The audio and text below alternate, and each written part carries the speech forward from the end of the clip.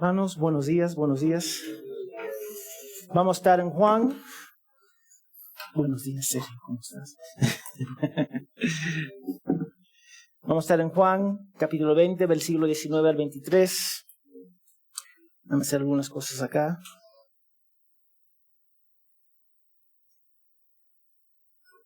Amén.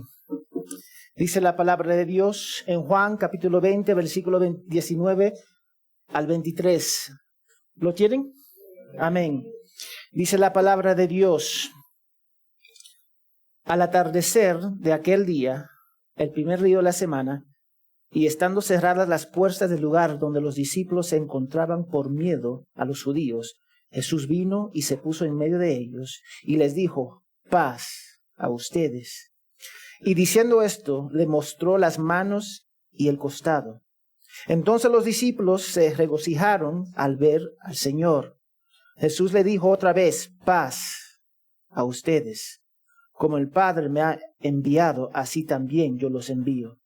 Después de decir esto, sopló sobre ellos y les dijo: reciben el Espíritu Santo. A quienes perdonen los pecados, estos les son perdonados. A quien retengan los pecados, estos les son retenidos.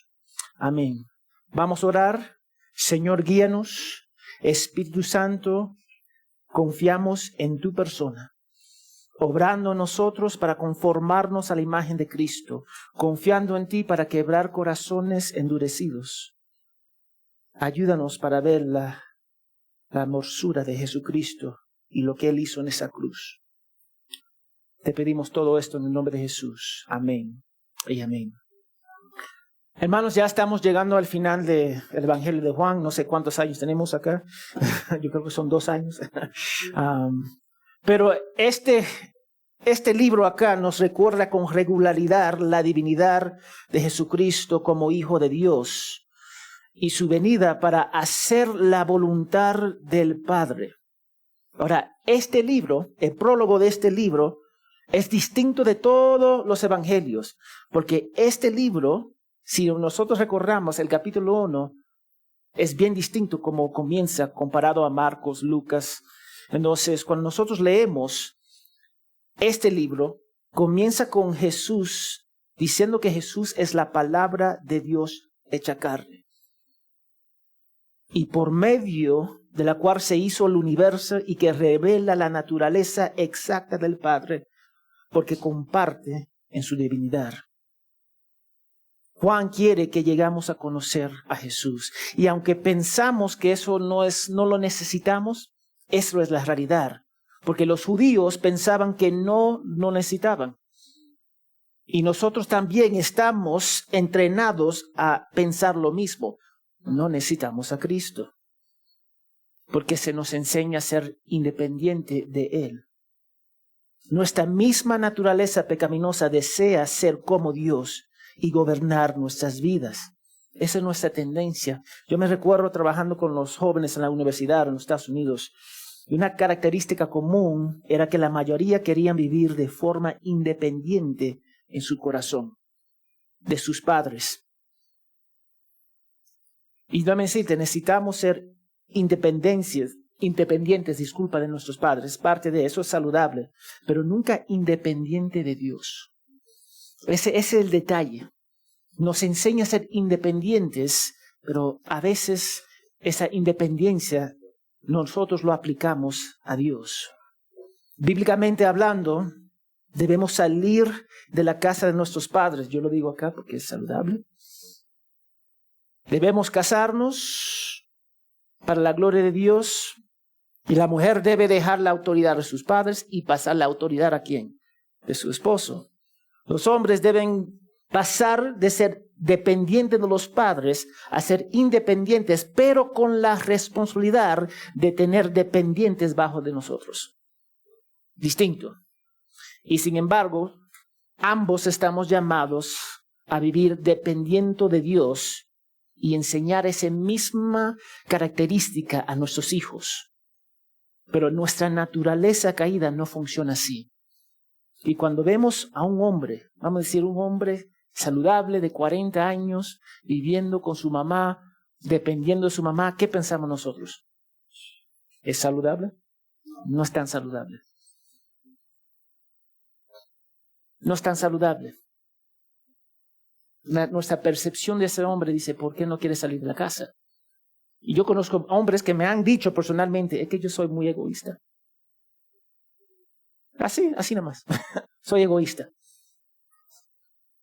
Entonces, en nuestro estado caído, tendemos a mirar todo a través de nuestros lentes, de nuestra percepción. Nosotros vemos las cosas y él lo ve normal. Ese hombre lo vio normal. Pero no es normal.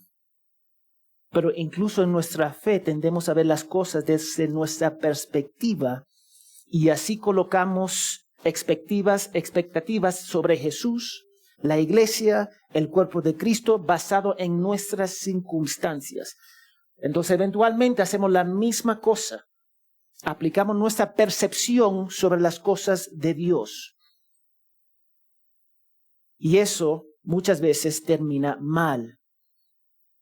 Pedro colocó su percepción sobre Jesús y dijo, yo no te voy a negar. Pablo y Bernabé discutieron sobre dejar o llevar a Marcos en uno de los viajes misioneros. ¿Y qué pasaron con ellos dos? Se separaron, Pablo y Bernabé. Y Jesús estaba a punto de encontrarse con sus discípulos por primera vez después de la resurrección. Y ellos tuvieron temor y estaban pasando por muchas emociones. Pero lo que yo quiero destacar hoy día, ¿qué hizo Jesús?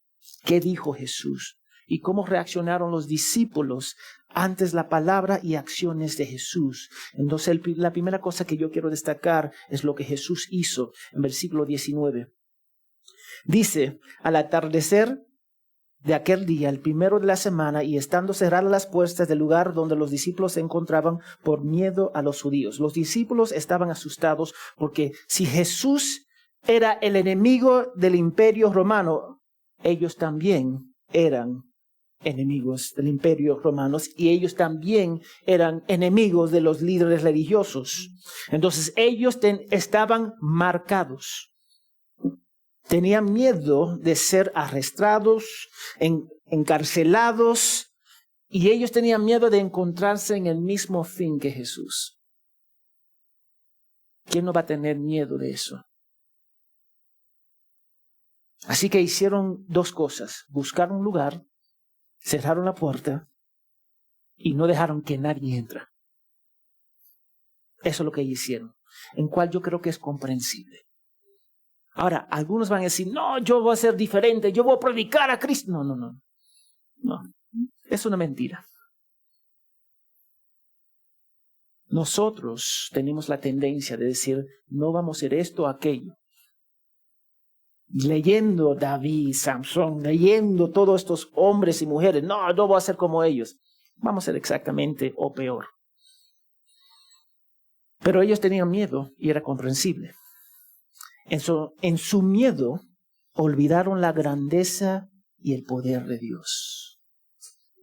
Pensaron que su Mesías había muerto y que su cuerpo ha sido robado.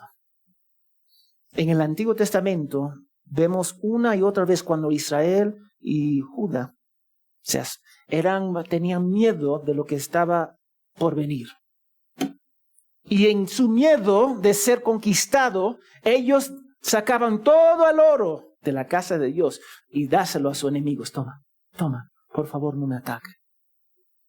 Sacaban el oro de la casa de Dios para pagar otra nación para defenderlos.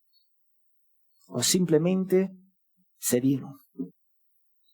Vemos eso. En nuestro temor podemos tomar malas decisiones. Y nunca terminó bien para ellos y no es diferente para los discípulos ni nosotros bajo el pacto de la gracia. Y esto demostró su falta de confianza en Dios, porque Proverbios 29:25 nos recuerda, el temor al hombre es un lazo, pero el que confía en el Señor estará seguro. Nos olvidamos sobre eso. En nuestro temor nos olvidamos la palabra de Dios. Incluso con la tumba vacía le costaban creer. Y nosotros no somos diferentes a los discípulos. En el temor de nuestras circunstancias olvidamos quién está sentado en el trono. Cuando pasó todas las protestas acá en el Perú, nos olvidamos quién está sentado en el trono. Cuando vino la pandemia, nos olvidamos quién estaba en el trono. Cuando Saúl vio los campamentos de los filisteos, en 1 Samuel 28, 5-7, no tiene que ir. Él tuvo miedo y su corazón tembló grandemente. Y se olvidó. Se olvidó de la grandeza de Dios. En ese temor buscó una adivina, porque Dios no le contestaba. Qué interesante. Por temor a ser expulsados de la sinagoga, muchas personas fueron seguidores de Cristo en secreto, y algunos lo negaron. Por temor, Aarón hizo un becerro de oro. Después de Moisés, se tardó en el monte, en Éxodo 32. Y nosotros hacemos lo mismo por temor de quedarnos solos. Entretenemos relaciones que no deberíamos. Pasa acá también. Por temor de no tener ropa, comida para nuestros hijos, tomamos trabajos que nos alejan de la iglesia. O hacemos cosas ilegales. No somos diferentes. Y eso sucede porque olvidamos las promesas de Dios. Olvidamos lo que dice Mateo 6:8. Nuestro Padre sabe lo que necesitamos, incluso antes de lo que damos. Nos olvidamos. Así que el temor de los discípulos a los judíos revelaba su falta de confianza en Dios. Pero una tercera cosa que yo quiero que ustedes vean acá. Mira el versículo 19. Jesús vino y se puso en medio de ellos. Fíjate que Él no entró a través de la puerta. Él simplemente apareció en medio de ellos. La puerta estaba cerrada. Sobrenaturalmente traspasó la puerta, las paredes, para aparecerse a sus discípulos, demostrando su cuerpo resucitado, porque ya no estaba limitado a las restricciones de este mundo. Él cumplió su promesa de Juan 14, 16-30. Anótalo. De regresar a sus discípulos. Y quiero que piensen en esto a la luz de lo que oímos en algunos cristianos hoy en día, que dicen que el Espíritu Santo es un caballero y no entrará a menos que nosotros lo permitamos. Jesús puede ir donde quiera, cuando quiera y como quiera. Él entró en el medio de ellos y apareció en medio de ellos y le trajo confort. Pensamos esto en términos prácticos. Él puede acercarse a la persona más vil y malvado y transformar su corazón. Él puede llegar a los corazones y mentes de nuestros hijos, amigos o familiares que no son salvos y transformarlos. Él puede hacer lo imposible e ir donde quiera, porque Él es Dios. Y note que Jesús se acercó a sus discípulos cuando ellos tenían miedo. Porque pensamos que nuestras vidas tienen que estar en orden para que Jesús pueda venir en nosotros. Mentira. Es cuando tenemos temor que Él viene en medio de nosotros para vencer ese temor. 1 de Juan 4:18 nos dice, en el amor no hay temor, sino que el perfecto amor echa fuera el temor, porque el temor involucra castigo, y el que tema no es hecho perfecto en amor. Entonces, mira lo que Jesús hizo. Ellos tenían temor, cerraron la puerta, No querían escuchar nada, pensaban que estaban marcados, pensaban que Jesús, su cuerpo ya se desapareció. Y después Jesús se pone en medio de ellos. Qué precioso es Jesús, porque así hizo Jesús en cada uno de nosotros. Se presentó en medio de nosotros a pesar de nuestras vidas totalmente desorganizadas. A pesar de nuestra rebeldía, Él se puso en medio de nuestros corazones, lo transformó y nos hizo nuevas criaturas a través del Evangelio. Ahora, mira lo que Jesús dijo en versículo 19 y 21. Dijo a los discípulos, y lo dijo 2 veces, paz a ustedes. Paz a ustedes. En griego, paz es Irene y significa armonía, mantener la paz. Ahora, recuerden, los discípulos estaban asustados y Jesús apareció en medio de ellos. Entonces, ellos podían pensar que Jesús era una fantasma. Ellos podían pensar eso. Y cuando se tiene miedo, es difícil tener paz. ¿Sí o no? Vamos a ser sinceros. Cuando nosotros tenemos terror, es difícil de tener paz. Si alguien tiene terror de perros, ¿sí o no?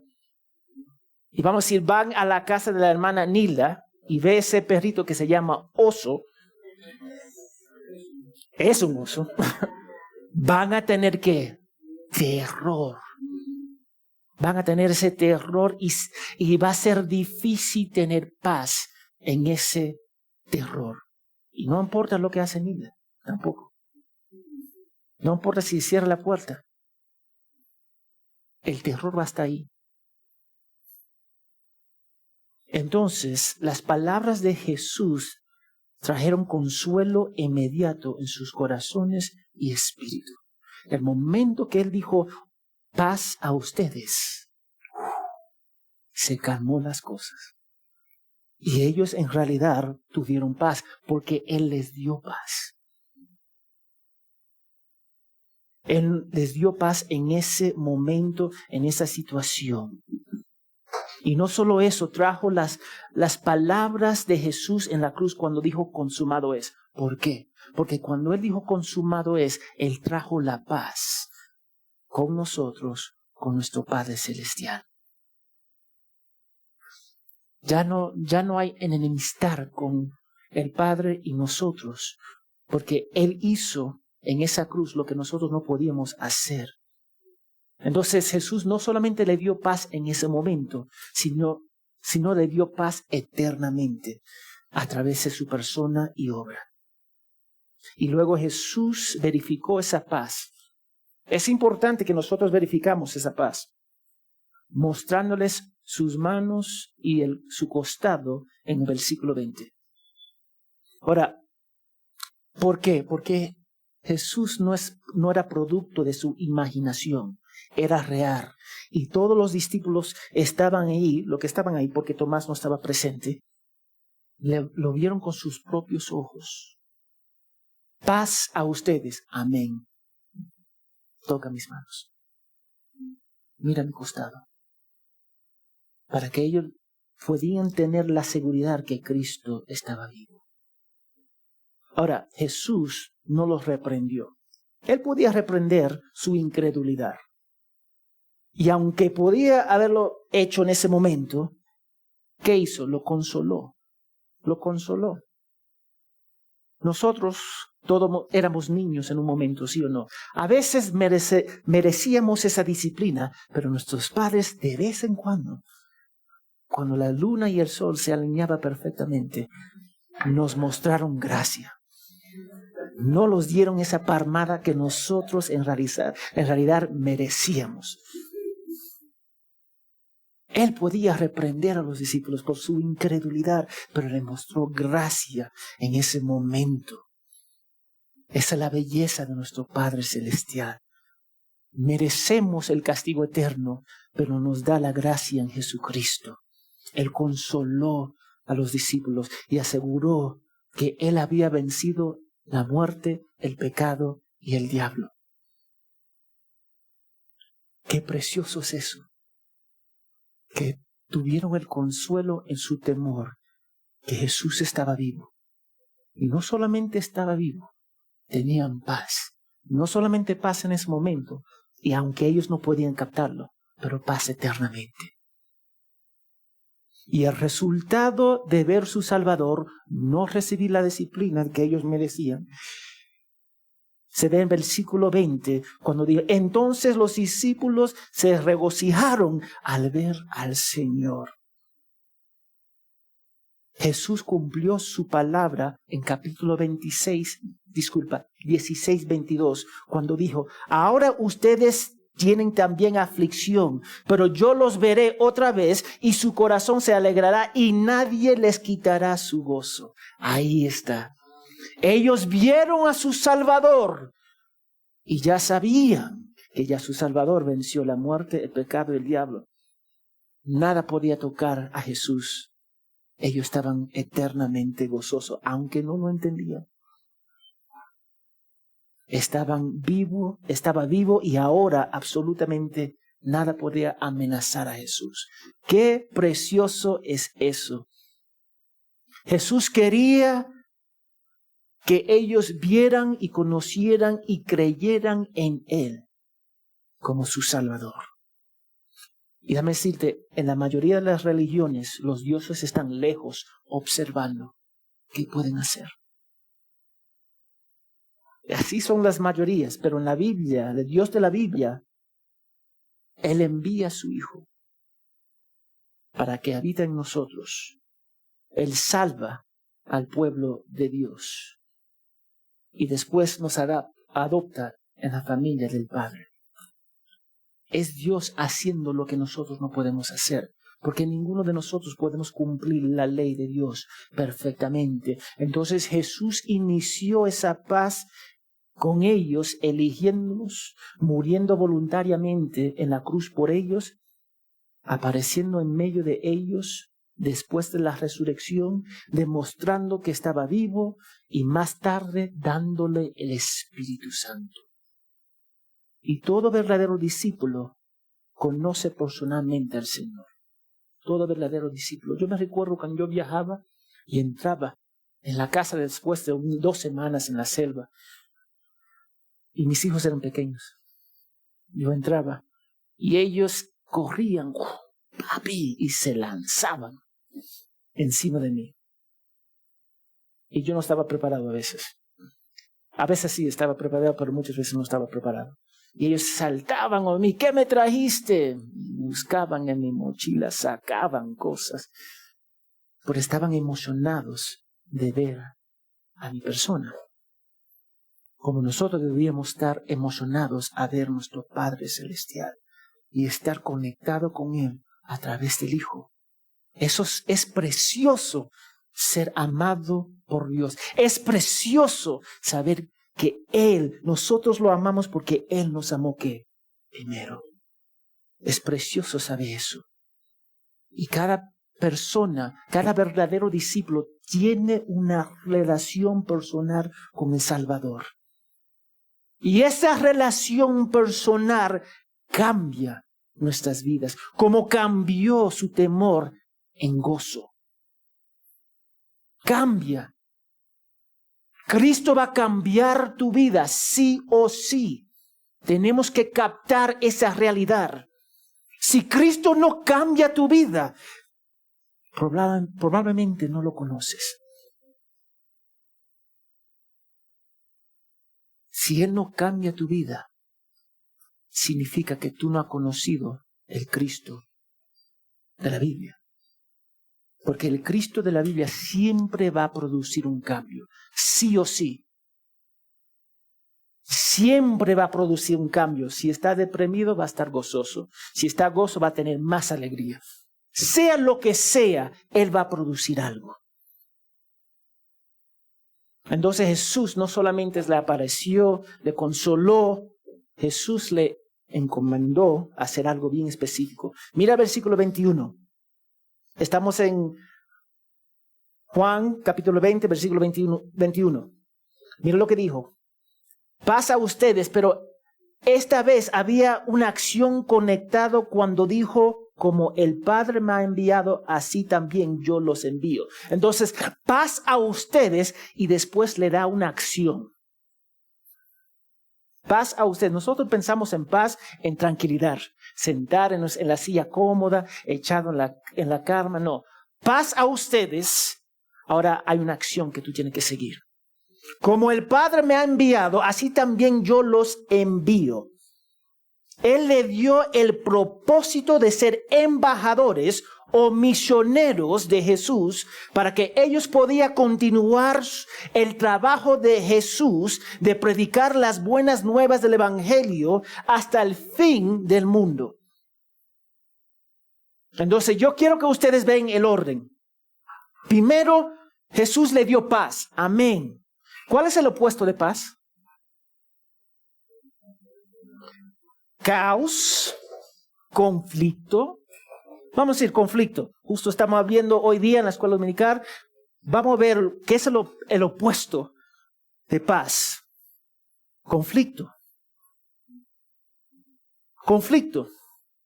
Ahora, ellos estaban en conflicto. ¿Cómo estaban en conflicto? Porque estaban en enemistad con Dios. Y con ellos mismos, pero no estaban porque no estaban viviendo de acuerdo con los deseos y propósitos divinos de glorificar a Dios y disfrutar de Él. Ellos estaban en conflicto. Ahora en Cristo tienen paz. Luego le dio un propósito. ¿Cuál es el contrario de propósito? Eso es un poquito más difícil, ¿sí o no? ¿Cuál es el contrario de propósito? Sin sentido, acá se dice sin rumbo. Sin rumbo. Vamos a decirlo así.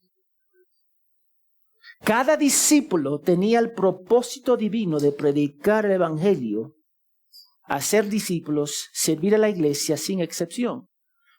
Ahora, las personas que no tienen a Cristo viven sin rumbo. Y déjame decirte, ese sin rumbo puede ser bien exitoso. Pueden tener terrenos, gastos, pueden tener muchas cosas, pero viven sin rumbo porque viven al opuesto de su propósito divino de glorificar a Dios y disfrutar de Él. Es el propósito mío. Es el propósito tuyo. Glorificar a Dios en nuestras vidas y disfrutar de Él. Entonces, Él le dio paz y ahora le da propósito. Eso es interesante. ¿Cuál es el propósito? De glorificar a Dios. Él está diciendo, como el Padre me ha enviado, así también yo los envío para cumplir lo que mi obra acá en este mundo, de predicar el Evangelio, ir al mundo, plantar iglesias para la gloria de Dios. Tenemos ese propósito. Cada persona tiene el mismo propósito. Se puede parecer diferente en cada persona, pero el mismo propósito de glorificar a Dios y disfrutar de Él. Entonces Jesús dijo algo asombroso en versículo 22. Mira lo que dice. Después de decir esto, sopló sobre ellos y les dijo, reciban ¿qué? Qué interesante esa palabra, porque este versículo se ha utilizado para hacer mucho daño a la iglesia. Ahora, vamos a destacar este versículo acá. Lo primero que yo quiero, vamos a decir, destacar es la palabra sopló. Esa palabra solo se usa en ese versículo en el Nuevo Testamento. Interesante. Pero la idea es expulsar aliento en o sobre alguien en ese sentido. Expulsar aliento en y sobre alguien o algo. Ahora, vemos algo similar en Génesis 2:7. Vamos a Génesis 2:7, por favor.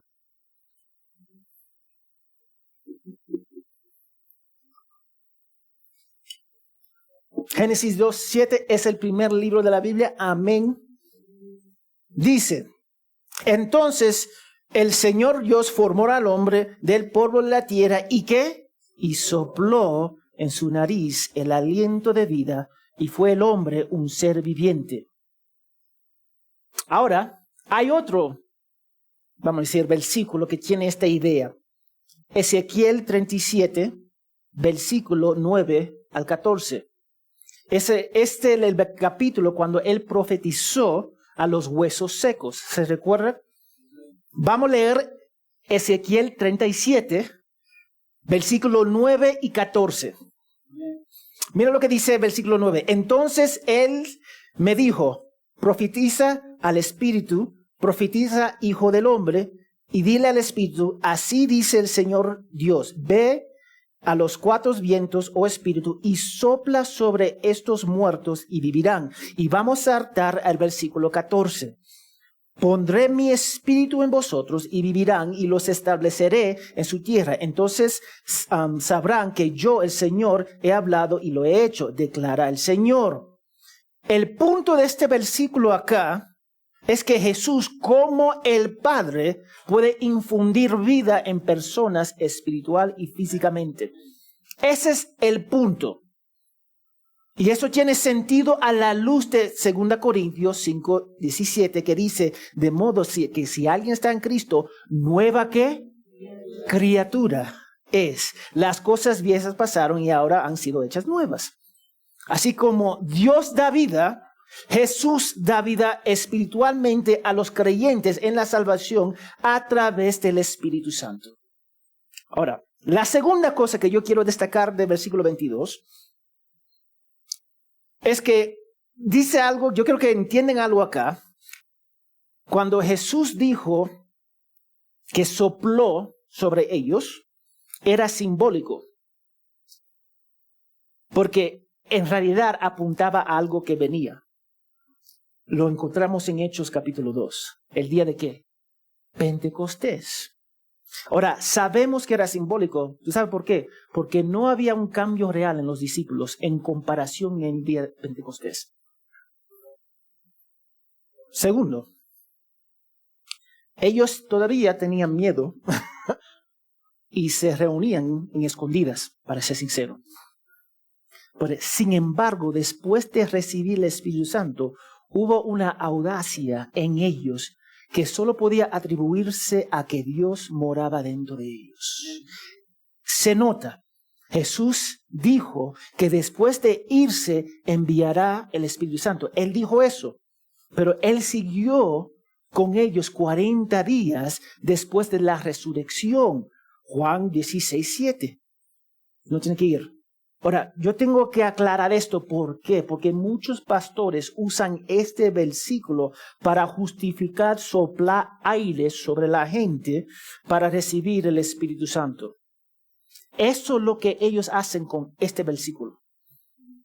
Entonces vemos la tele y todos los predicadores gritando y después soplando para recibir el Espíritu Santo. Tontería. Pura tontería. No es bíblico. No es bíblico. El poder de dar el Espíritu Santo está reservado al Padre y el Hijo. Punto. Eso se puede ver en Juan 14:26 y Juan 16:7. Anótalo. Porque da vida espiritual a una persona espiritualmente muerta. Ninguna persona tiene ese poder. Vamos a ponerlo de esta forma. ¿Tú puedes salvar a alguien? No. Yo no puedo salvar a nadie. Ninguno de nosotros podemos salvar. Es herético haber pastores soplando aire sobre la gente pensando que ellos pueden dar vida espiritual. No es bíblico. Yo tengo que decirlo porque, mira, eso es la norma en la mayoría de las iglesias. Cuando Pablo estaba en Atenas, en Hechos 17, él dijo en versículo 25, Dios no es servido por manos humanas, como si necesitara de algo, puesto que Él da vida a toda, Él da todos vida y aliento a todas las cosas. ¿Quién da vida? Dios. Ahí dice que el pastor da vida. No. ¿Dice que la iglesia da vida? No. Dios da vida. ¿Cómo da vida? A través de predicar el evangelio. Él da vida así. Así que Jesús nos da paz en momento de temor, eternamente con Dios, entonces nos da el propósito de continuar el trabajo de predicar el evangelio al mundo y luego nos da el poder para cumplir la misión a través del Espíritu Santo que mora dentro de nosotros. Ahora, lo contrario de poder es ¿qué? Debilidad. Debilidad. En nuestro estado pecaminoso de no conocer a Jesús, ¿somos qué? ¿Fuertes o débiles? Débiles. Somos muertos espiritualmente, débiles en esta carne. Encadenados al pecado, hijos del diablo, dice la palabra de Dios. Espiritualmente muertos, en camino a la destrucción. Cuando no conocemos a Cristo, estamos en enemistad con Dios. Pero en Cristo somos redimidos, salvos, libres del pecado, adoptados en la familia de Dios y somos más de vencedores en Cristo. Entonces tenemos el poder para cumplir lo que Él nos manda hacer. Mira lo que dice el versículo 21 y 23. Como el Padre me ha enviado, así también yo los envío. 23. Así quienes perdonan los pecados, estos les son perdonados. A quienes retengan los pecados, estos les son retenidos. Ahora, una vez más, ¿nosotros podemos salvar? No. Pero cuando nosotros predicamos el evangelio, ¿qué pasa? Cuando nosotros predicamos el evangelio a una persona y esa persona acepta a Jesucristo porque ha sido transformado en su corazón, Jesús lo va a perdonar. Y cuando nosotros predicamos y alguien rechaza a Jesucristo, va a ser condenado. Pero no somos nosotros que en realidad salvamos a una persona. No quiero que ustedes pierdan eso. Eso viene a través del Espíritu Santo. Entonces, vamos a pensarlo. Dios usa hombres perfectos, nosotros, para predicar y difundir el mensaje perfecto de la salvación en Jesús. Pero nosotros no somos las personas que salvan. Y yo tengo que decir eso. Porque Jesús no solamente nos da paz, nos da propósito, nos da el poder para seguir adelante. Es el poder de la resurrección, lo que Jesús hace por nosotros en esa cruz. Entonces, ¿qué significa todo eso para nosotros? Como discípulos tenemos la paz eterna de Dios que nadie nos puede quitar, absolutamente nadie. Ahora, podemos elegir no creerlo o vivir como no existiera, pero si eres verdadero discípulo, tienes la paz porque has sido reconciliado con el Padre a través de la fe en Jesús. Y a veces lo olvidamos. Es común. Nos olvidamos que tenemos paz. La paz de Dios en Cristo también nos da tranquilidad en tiempo de dificultad. Cuando alguien está asustado, deprimido, ansioso, atribulado, etcétera, etcétera, etcétera. Porque con la paz divina también tenemos el poder del Espíritu Santo para hacer la voluntad de Dios. ¿Tú sabes por qué nosotros podemos obedecer este libro? Porque tenemos el Espíritu Santo dentro de nosotros. Entonces, si yo tengo el Espíritu Santo, yo no tengo que decir que venga a la iglesia. El Espíritu Santo va a desear estar en la iglesia. El Espíritu Santo va a desear leer la palabra de Dios, orar y pasar tiempo con los hermanos, etcétera, etcétera, etcétera. El Espíritu Santo, pero la me cita algo, el Espíritu Santo ha sido la persona más abusada y mal interpretada por la iglesia moderna. Y ese abuso se ve, mira cómo se ve en algunas iglesias. ¿Ha escuchado la risa del Espíritu Santo? ¿Han escuchado la risa del Espíritu Santo?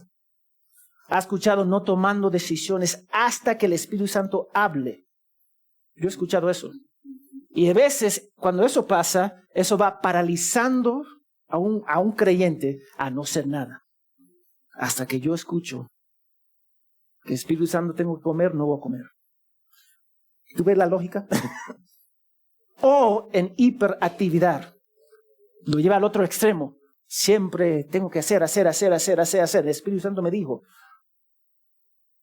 Pero ninguna de esas cosas se basa en la palabra de Dios. Algunas sí, algunas no. Algunas no. Iglesias que solo se enfocan en hablar sobre el fuego del Espíritu Santo. ¿Ha escuchado a las personas hablar sobre el fuego del Espíritu Santo? ¿Ha buscado lo que significa fuego en la Biblia? Normalmente no es tan positivo. Castigo.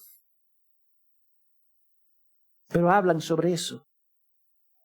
La fuerza del Espíritu Santo, el viento del Espíritu Santo, hablando en lenguas que nadie puede entender o interpretar, o danzando en el Espíritu Santo.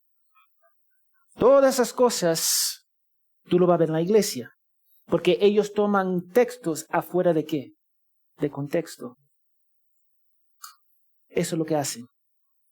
Se ha llegado al punto de que la iglesia solo se preocupa por el Espíritu Santo y abandona completamente la palabra de Dios. Hermanos, el trabajo del Espíritu Santo puede ser resumido en Juan 14:26, para traer a la memoria todo lo que Jesús ha dicho. El propósito del Espíritu Santo es exaltar al Hijo. Es el propósito del Espíritu Santo. El Espíritu Santo es nuestro maestro para la palabra, sabemos eso. ¿Sí o no? Es nuestro consolador, ayudante, convence al mundo del pecado, de dar poder a los creyentes, equipándolos para las buenas obras, para glorificar a Dios y al servicio de la iglesia local, capacitándonos en la santidad según la palabra. Y nos lleva a la comisión de hacer discípulos predicando el Evangelio a todas las naciones. Eso es lo que hace el Espíritu Santo, según la palabra de Dios.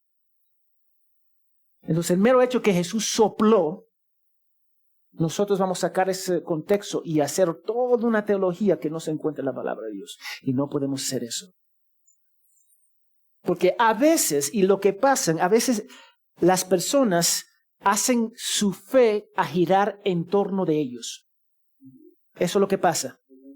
Como las planetas va alrededor de ¿qué? El Sol. Nosotros hacemos nuestra religión alrededor de nosotros mismos.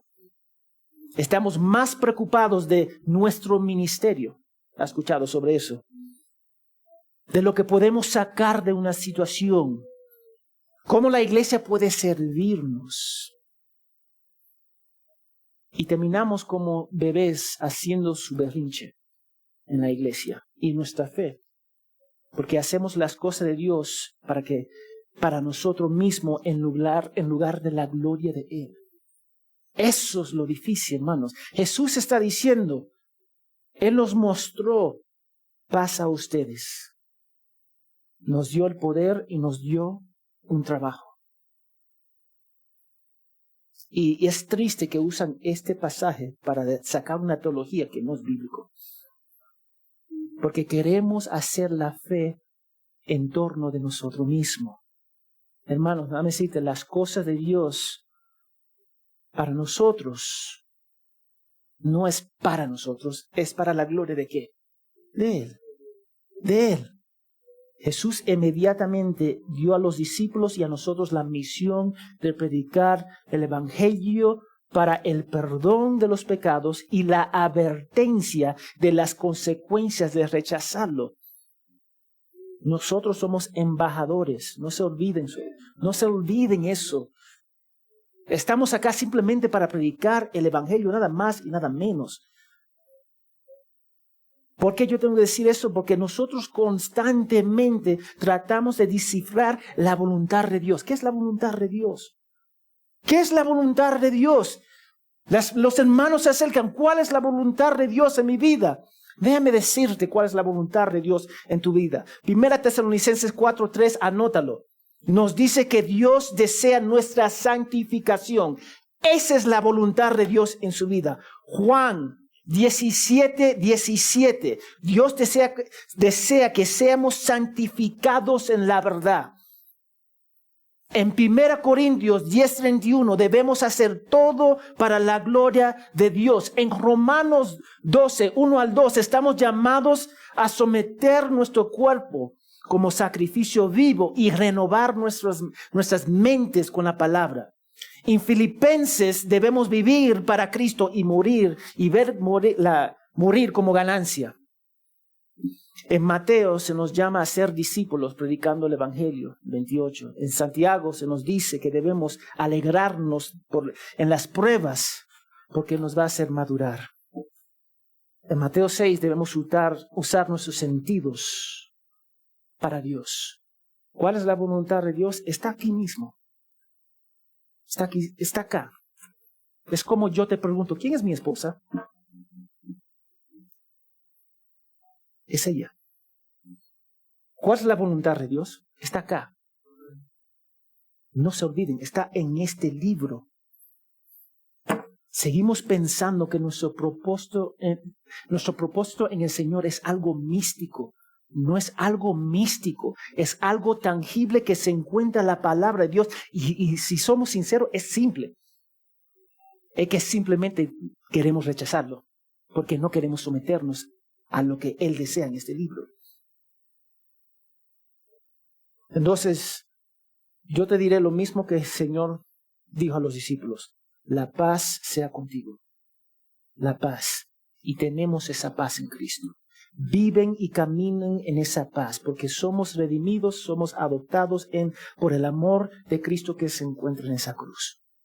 Tenemos paz.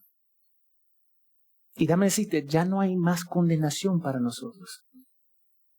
Yo no puedo perder la paz que yo tengo con Dios.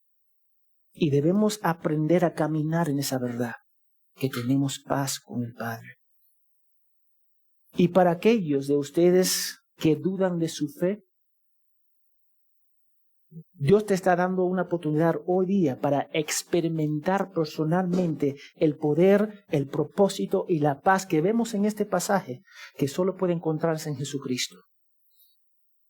Los incrédulos siguen tratando de llenar el vacío de su corazón con toda cosa menos Dios. Solo Jesús puede llenar el vacío en nuestros corazones. Yo lo voy a repetir. No hay ninguna mujer, no hay ningún hombre que puede llenar el vacío de tu corazón. Solamente Dios puede llenar ese vacío. Porque la gente pasa sus vidas para alcanzar riquezas, poder. Y cuando lo alcanzan, el vacío sigue. Y ellos dicen, 15 años, 20 años. Y no llenó el vacío. Porque jamás, las cosas del mundo jamás pueden llenar ese espacio en nuestro corazón. Jamás puede satisfacer. Que solo Dios puede dar. Cada persona hecha a la imagen de Dios. Cada persona. Entonces, si estamos hechos a la imagen de Dios, estamos designados para llenar y glorificar su nombre. Entonces, solamente podemos llenar ese vacío con Dios. Pero porque somos caídos, siempre buscamos todo tipo de cosas. Educación, casarnos, familia, casas para llenar el vacío de nuestro corazón. Pero déjame decirte, el mundo siempre va a dejarnos con la gana de más. Nunca te va a dar lo suficiente. Si siempre queremos algo más, yo creo que C.S. Lewis lo dice así, si siempre queremos algo más, lo lógico es que fuimos hechos para algo que no está en este mundo.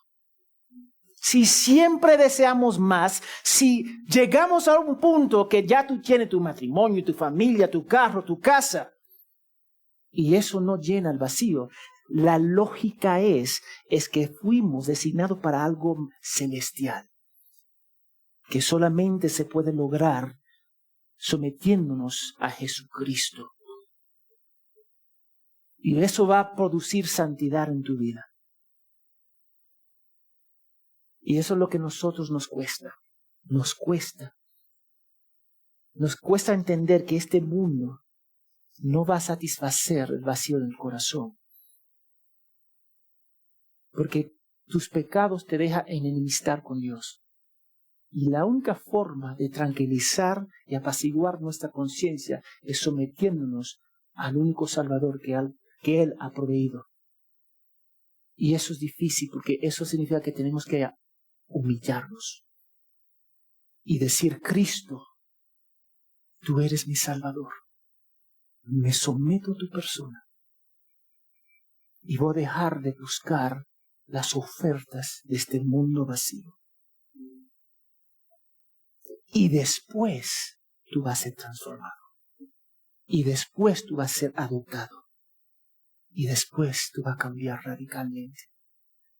Y no importa si tú vives en una cajita con solamente una cama y comida, pero tú vas a estar gozoso porque está con Dios. Y ya deja de estar en enemistad con Él, sino estará en paz con Él. Entonces te animo para someterte a Jesús. Arrepiéntete y confía en Él. Y los hermanos en Cristo tenemos el propósito de evangelizar y predicar el Evangelio. Y muchos de nosotros estamos bien cómodos sentados en estas sillas, sin hacer nada. El propósito y el llamado no es opción. Es una acción que tenemos que hacer y podemos hacerlo. ¿Por qué? Porque el Espíritu Santo mora dentro de nosotros y tenemos la paz eterna con Dios. Y aunque nos toma la vida predicando el Evangelio, morir es que ganancia. Señor, gracias por tu palabra. Gracias por tu fidelidad. Guíanos para ver la grandeza de nuestro Salvador Jesucristo, que nos dio la paz, nos dio el poder y nos dio el propósito para seguir adelante y continuar la obra de Jesucristo en este mundo. Por favor, Padre, ayúdanos para entender nuestro propósito, para entender que somos más que vencedores para cumplir la voluntad que tú tienes en nuestra vida. Gracias, Jesús. Gracias, Padre. Gracias, Espíritu Santo. Guíanos. En el nombre de Jesús. Amén y amén.